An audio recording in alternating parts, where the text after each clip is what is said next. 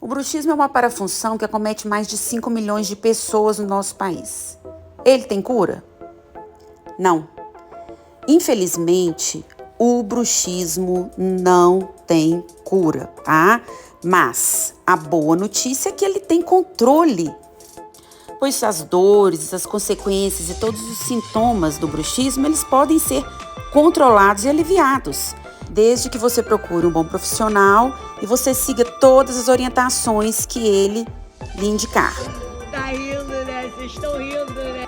Desencoste seus dentes. Se o dentista te indicar a placa oclusal rígida, use a placa, tá?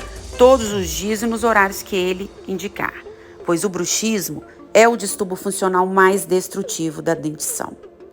Acompanhe e siga-nos no nosso canal Tassiana Drummond.